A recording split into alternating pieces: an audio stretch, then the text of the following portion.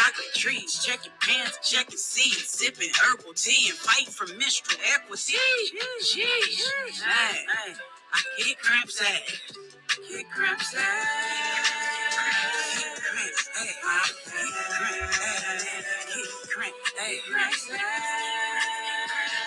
Cramps ass. Kick Cramps ass. Kick Cramps ass.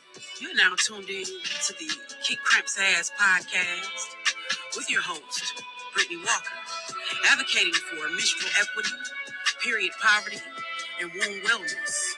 New episodes on Menstruation Mondays.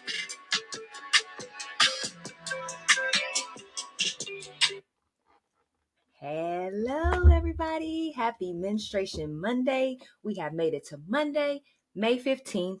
It is the third episode of the Kick Cramps Ads podcast, where I am your host, Brittany Walker. And today the episode is Spring Forward with the formula. So we are going to be discussing the foreword that was written for NNG's formula to kick Cramps ass, and we're going to be talking about the formula itself. After today, moving forward, we're going to break down the formulas, each factor in that formula in more detail. So let's get right into it. You know, we like to kick off each episode with an I am power statement, I representing inspiration, A representing affirmation, and M representing manifestation. And the I am power statement for today is, I will not be ashamed because I menstruate, and I will stand firm in something that is natural and normal. Ashe. So the book of the day, of course, is going to be NNG's formula to kick Cramps ass. It is available on all book platforms. You could directly get it from our website, where you can get a signed copy at kickcrampsass.org. All right, guys, the tea of the day, you know we are serving up tea. As you can see, if you're on Spotify and YouTube, you can see our lovely Kick Cramps Ass cup with our Chrysocolla tea infuser that you can also find on our website. If you don't mind, let me take a quick sip.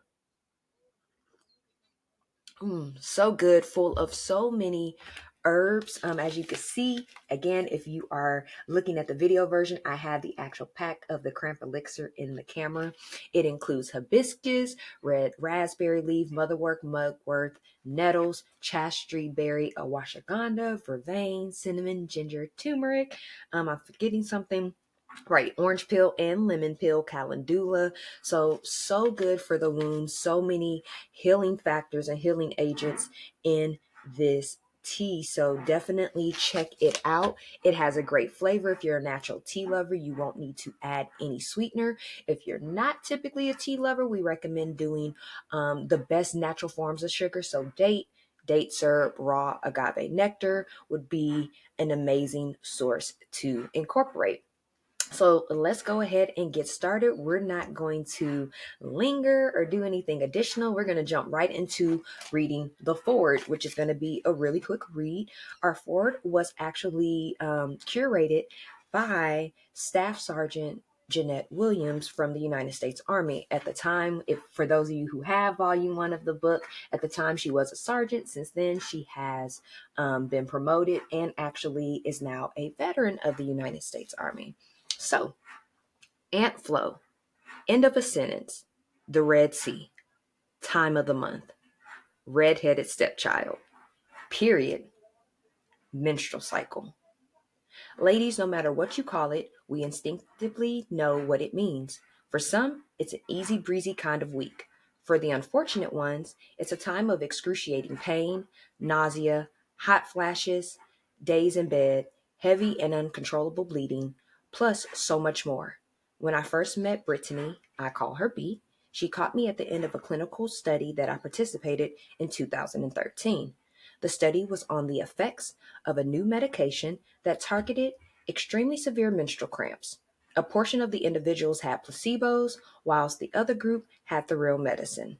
During the study, I knew I had gotten the real deal. My cramps lessened, and I was no longer nauseous.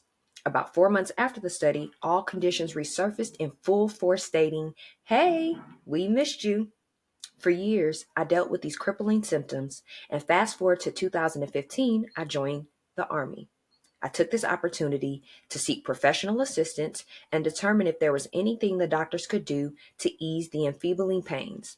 Their only solution? 800 milligrams of ibuprofen. That was the cure-all, know-all medicine of choice. It cured, as I put up my quotation mark fingers, everything, or so they think. Many moons later, I reached out to Brittany to see if she knew any natural or holistic methods that would help a sister out. I was the first person to discover that B had diabetes after she was diagnosed in 2014. Knowing her history with extensive negative medical outcomes, overcoming abuse, and transitioning to a plant-based lifestyle to save herself and others, I put my faith in her. She always has had the passion to serve, heal, educate, and I knew she would work effortlessly to restore my body as she has done with so many individuals over the last decade. That is when she hit me with the holy grail: turmeric, ginger, cinnamon, high quality H2O, herbal teas, controlling my body temperature, soaking in the tub, monitoring my food intake, and yoni steams. All of these factors collectively contribute to the formula she created to kick my cramps ass. Being hard-headed and stationed across the world in South Korea, I pushed this legitimate and proven formula to the back of my mind. I returned to the United States still doing the tango with menstrual cramps. It was not until March 2021 that I decided I needed to change something, and with B's help, I succeeded. I finally heeded her advice. There was a point where I was severely nauseous and constantly vomiting for 3 days. I could not eat or drink anything. B took it upon herself to send me what I call the green juice. Although it was not my cup of tea, I drank it. From that day forward, I followed everything she told me to do. I began to add ginger, turmeric, and cinnamon to my hot tea and food. In April 2021, I stopped eating meat and went vegan cold turkey. With B being a retired chef and restaurateur and having an extreme love for Southern soul and Cajun food, then I could give up what I had been conditioned to eat my entire life. When we know better, we do better, right? Not even 3 weeks in, my body was positively changing. 3 days of pain went down to 2. By June 2021, I went from being in severe pain with PMS symptoms for multiple days to only 1 day. Cutting out unhealthy foods like soda, sweets, and meat made a drastic difference to my overall health. Alcohol was never something I drank regularly, so giving that the boot was uncomplicated. I know many people struggle to give up alcohol, and it's understandable with how it's projected in society.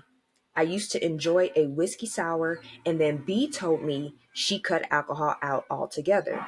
And boy, did she love her Maker's Mark Manhattans, whiskey sours, or Pinot Noir. I knew it was the right move for me. At last, I was starting to see light at the end of the tunnel, and like a thief in the night, I got sick. The nausea during my cycle would induce vomiting, and I could not seem to shake it. Instructed by my superiors, I had to go back to the doctor for an examination. Upon testing and receiving a pelvic ultrasound, they discovered a tumor in my cervix. My entire world came to a halt. The tumor would enlarge during my cycle, causing intense cramps, heavy bleeding, nausea, and vomiting. Their solution? Birth control.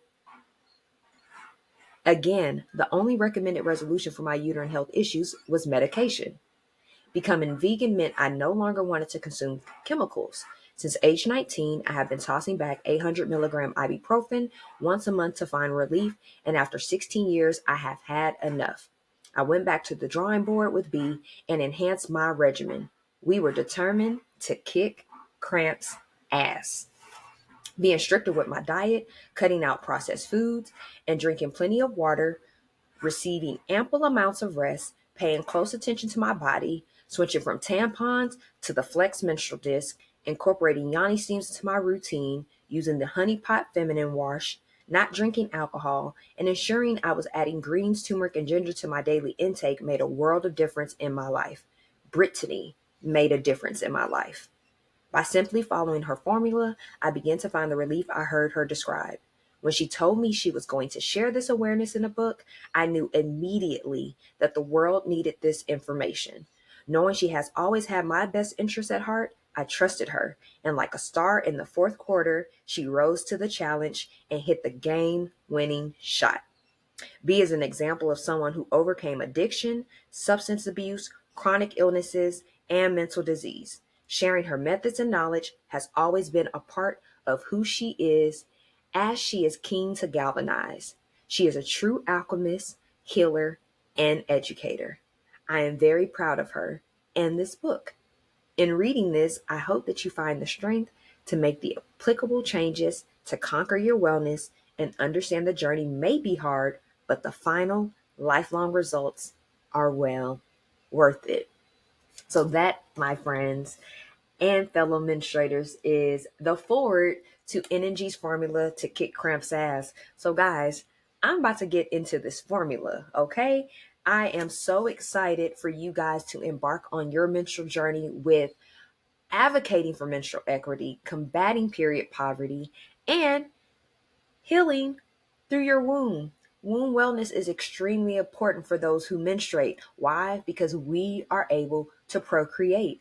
And even if you're not a person that wants to have kids or see yourself being a mother in the future, it is still essential for you to stay on top of your womb health, because symptoms and diagnosis that can come from uterine health issues can expand throughout the body and venture off into other illnesses as well. So our womb is extremely important for those who menstruate.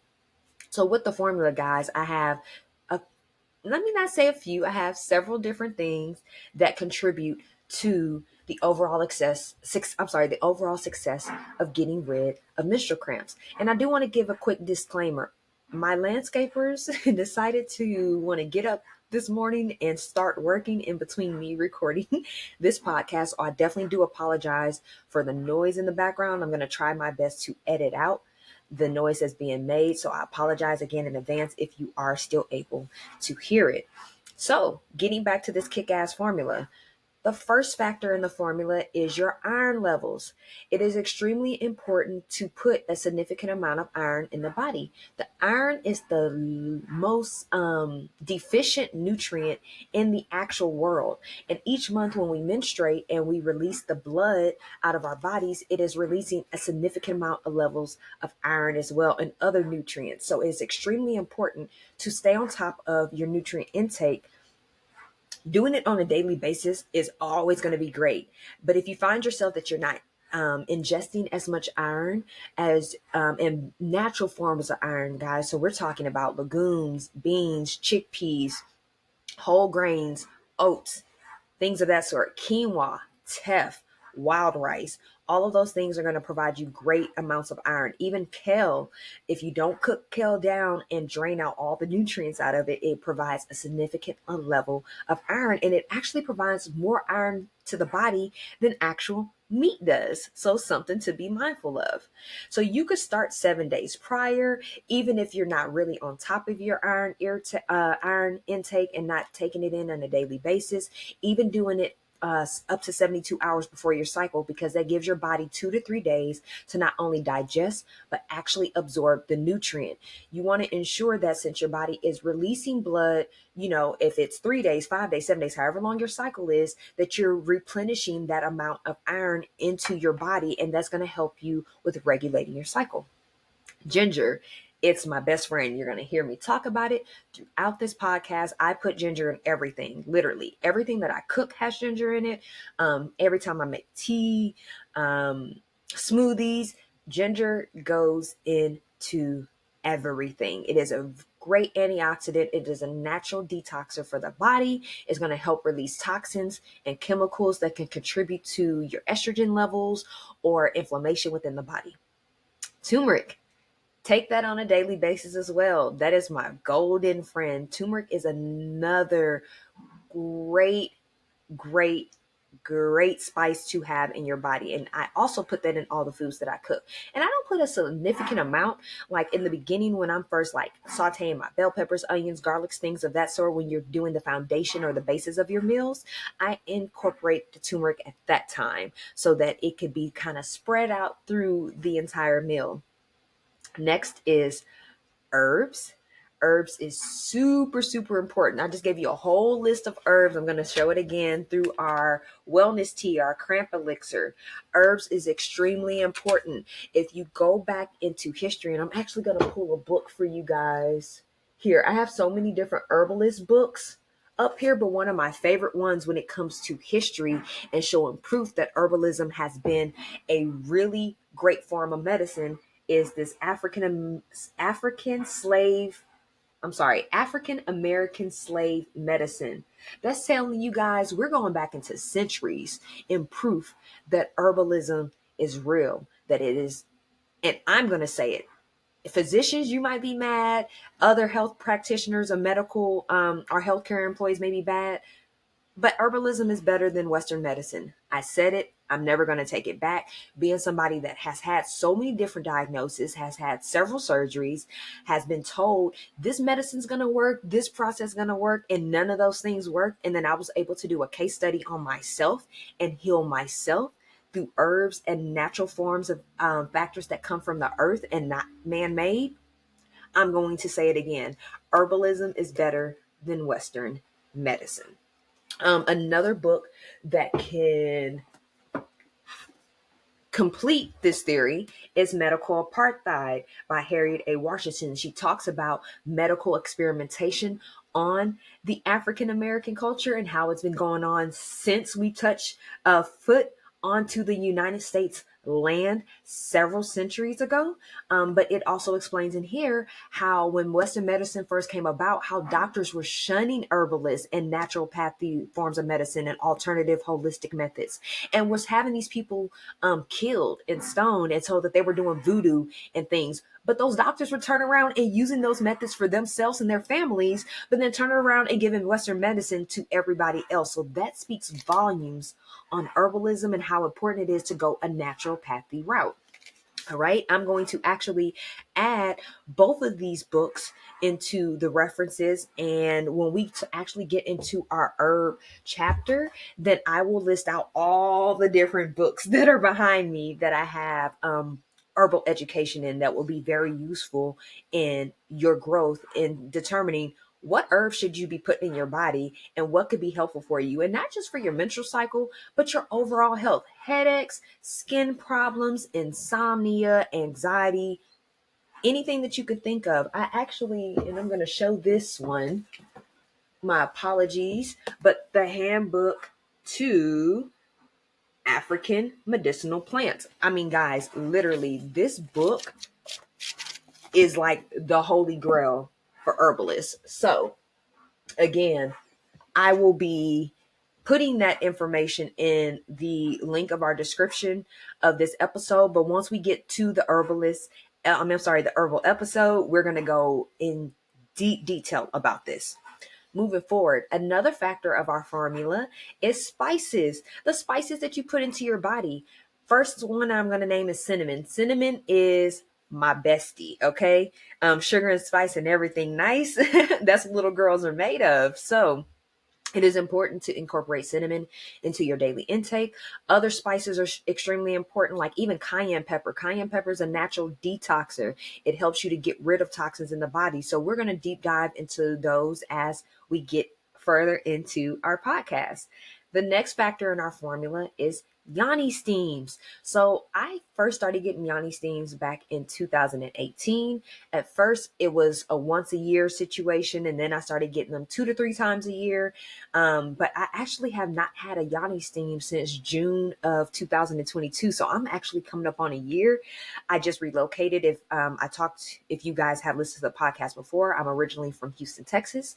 I now reside in Las Vegas, Nevada. So I am trying to find my tribe. I have located several yoni steam locations, so I'm going to, of course, shop around. You also could do yoni steams at home. Motherworth and mugwort, which are herbs that I mentioned earlier in the tea, are the basis and foundation for a lot of yoni blends.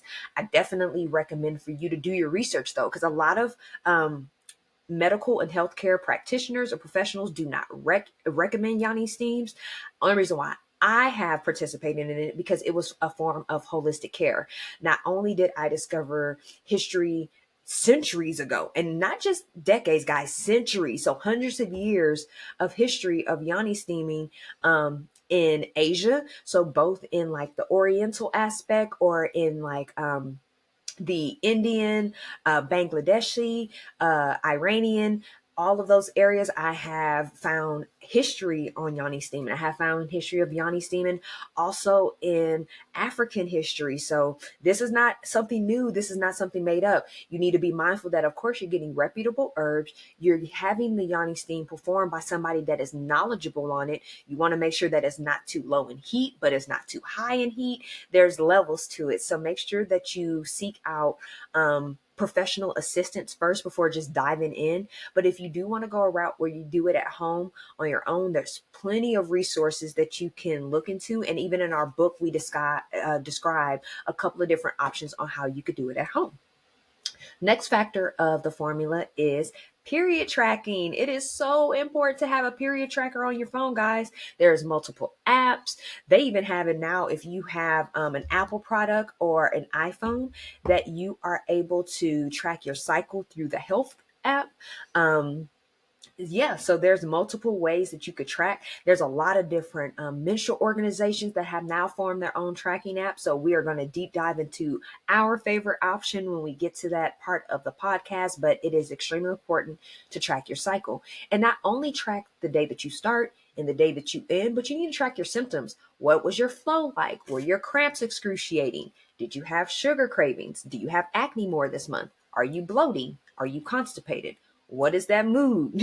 Are you in bitch mode and you're ready to go just crazy on everybody? Do you find yourself more calm?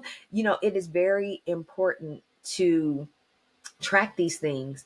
Even if you're having intercourse during your cycle, it's important to track that. And then in those trackers, they also help you with your ovulation, when you're most fertile. So if you are wanting to get pregnant, then it will help you keep up with when you should definitely engage during your fertile times and your ovulation times.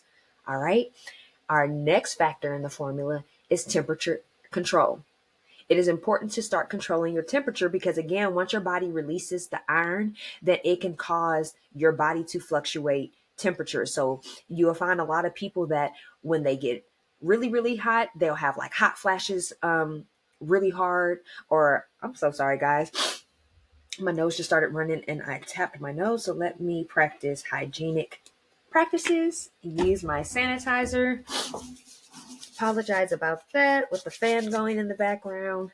But temperature control. So hot flashes can be prevalent. But in my case, I am an individual that when I get really cold, my cramps would be so bad when I was cramping. So making sure you maintain that body temperature, especially during the winter, like it's already cold outside and then your body temperature drops more. So then your body is literally starting to have convulsions because it's cold. And even if you don't have menstrual cramps, let's say if you had a cramp while you were exercising, let's say you were running, participating in a sport, the first thing that's going to happen is after that injury, when you get cold, that injury is going to hurt because it's going to cause inflammation and things of that sort. So they'll tell you to put a heating pad to it or put heat to it. They might even tell you to ice it first, then put heat to it. But it's important to regulate your temperature. All right. The next factor is the hot bath soak. Okay. The hot bath soak. Oh, take a step back. I apologize. With the temperature, try to start regulating it 2 days beforehand. I'll see on my tracker that, hey, my cycle's coming in 2 days. I might start going to bed with a hoodie at night, or, maybe pajamas that have long sleeves on it. Throughout the day, maybe I'll wear socks when I normally might just wear like my house shoes around. So just be mindful of finding a way to manage your temperature. It could be something as simple as you're cold at the moment and it's warm outside. Just go step outside and let some vitamin D hit your body. Just kind of bring that body to a positive temperature, something that's slightly over 90 degrees. You don't want all in the hundreds, but you want to make sure that your body is becoming regulated to decrease the inflammation. Now, Apologize about that. So moving back forward to the hot bath soak, I say twice weekly. If you're able to afford to take a soak at least twice weekly, go for it. I highly recommend it. We offer a goddess bath potion that has all of these amazing ingredients that will allow you to relax, that will assist with your blood flow, that will assist with decreasing inflammation, that will help balance your mood. So you can participate with those. If not, something as simple as just hot water. Maybe hot water with a little bit of lavender essential oil in it. Maybe hot water with some Epsom salt. So definitely take a bath soak. I actually will take a soak before my cycle, but I like to take a soak the first 2 days of my cycle. It just helps me maintain and or regulate my actual menstrual cycle. Next factor is your organic feminine hygiene products. Mind you, I said organic feminine hygiene products.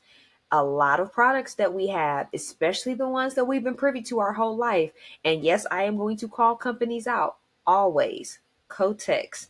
There are a lot of companies that are so generous in giving when it comes to menstrual equity, but a lot of these products contain harmful chemicals that lead to uterine cancers, ovarian cysts, fibroids, increasing your pain with endometriosis, preventing pregnancy, causing infertility. These are things that you need to look into. So this has to do with your tampons, your pads, feminine wipes, panty liners, menstrual cup, menstrual disc. Be mindful of the feminine hygiene products that you are putting into your body.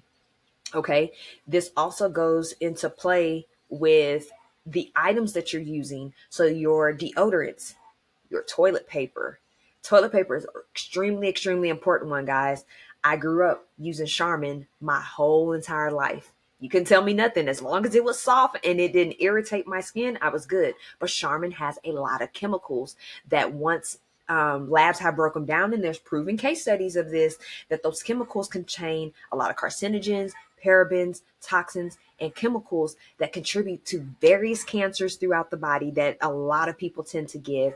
It contributes to Alzheimer's and memory loss. So these are things that you need to consider.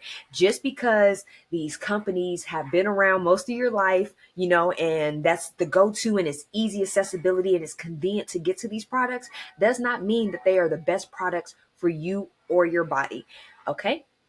Moving forward, the next factor is a plant-based diet. Yes, not just vegan, but a plant-based diet. Once I gave up meat, dairy, cheese, eggs, alcohol, guys, it did a significant healing process on my body. That took away most of my symptoms.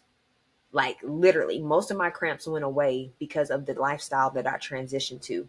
And I understand what your culture may be a tradition to. I understand what society puts in our face. I know what it's like to sit down and you're watching TV and that commercial comes on that burger, that just the grease just coming off of it and it's just sizzling and it's looking so good. Or, if you have certain things in your culture, like I know when I've eaten Brazilian food, you go to a Brazilian restaurant and they just bring you pounds and pounds and pounds of different types of meats that they've curated.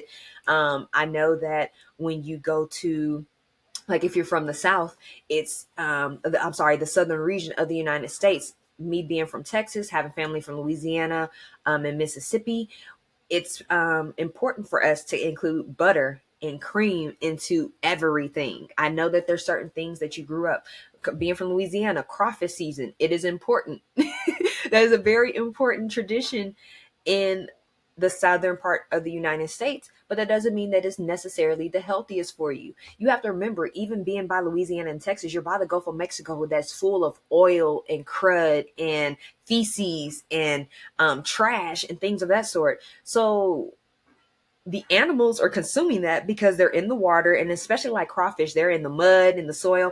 They're consuming these things. And then you're turning around and cooking and you're eating it. Let that sit in your head. You're consuming everything that animal has consumed. Even when it comes to cows and pigs, pay attention to what they're feeding them. They're not giving them the best of the best. They're giving them what's going to make them strong. They're injecting them with steroids. They're giving them things to be able to still make money. Is capitalism. But at the same token, we're consistently eating it. If you go look at What the Health, that is the holy grail of what changed my mind on a lot of things. What the Hell, Seaspiracy, you can check out both of those on Netflix. It will let you know how they are feeding the animals, what they're giving the animals. 90% of the meat, once they kill the cow and break it down, it has cancer. So they're cutting the cancer off and throwing it to the side and then breaking down the meat and still selling that meat to you in the store. So these are things that you need to consider and be cognizant of. Once we know better, we can do better. We heard Sergeant Williams say that in her Foreword. So moving on to the next factor, physical activity. We do recommend working out at least 5 times a week at a minimum of 30 minutes daily to start off. As you build up your momentum, you can increase your time or you can increase your dates. Now, if 5 times a week is too much to start off, do 3 times a week: Monday, Wednesday, Friday, Tuesday, Thursday, Saturday. But start off with a minimum of 30 minutes. Even if it's 10 minutes in the day, 10 minutes during your lunch break, 10 minutes in the evening. If you decide to do a morning workout and then an evening walk, make it happen and be consistent with it. And as your consistency grows, then you can increase.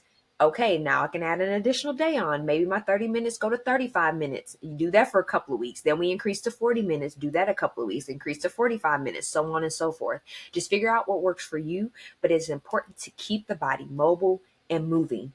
Most people, when they're on their cycle, they don't want to exercise. They don't want to get up. They want to lay around. You're lazy. Like, you're lethargic. You don't want to, like, the world. No, you don't want to deal with it. I have found myself, since I have rid myself of cramps, on my first day of my cycle, I can go for a 2-mile run.